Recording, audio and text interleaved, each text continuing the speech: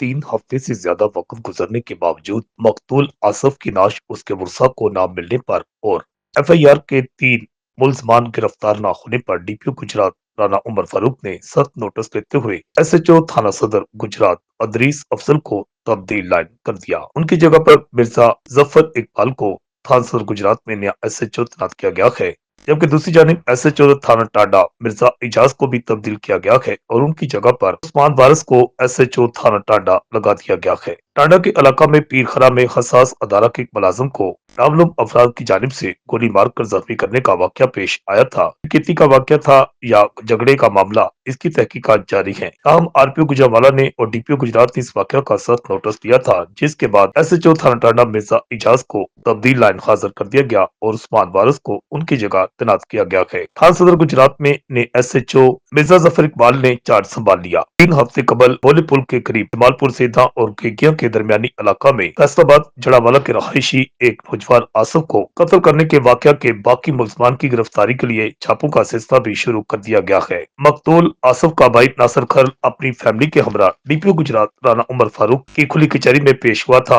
और DSP investigation खसूसी तौर पर इसकी इंक्वायरी की थी, जिसमें शिकायत की गई थी कि पहले गांव कांग के रहायशी एक मियां बीवी को भी गिरफ्तार किया गया था, जो कि मशवरा के मुलजिम है, मगर उनको एफआईआर में शामिल नहीं किया गया और उनको पकड़कर छोड़ दिया गया। जबकि दीगर जो मुल्जमान है मकतूल आंसू की बीवी सवेरा और उसका आशना शाहिद और शहदू सकना उकाड़ा और मकतूल की सास मंजूरा बीबी सकना जड़ावाला की गिरफ्तारी के लिए पुलिस ने जड़ावाला और उकाड़ा में छापे तक नहीं मारे। ये शिकायत भी की गई थी तहरीरी तौर पर, जिसका नोटिस लेते हुए आरपीओ गुजरावाला और डीपीओ गुजरात ने इस वाक़या का नोटिस दिया है और फौरी तौर पर जो मजलूम खानदान है इसे इंसाफ फराहम करने के अहकाम जारी किए हैं। रिपोर्ट आकाश न्याजी गुजरात।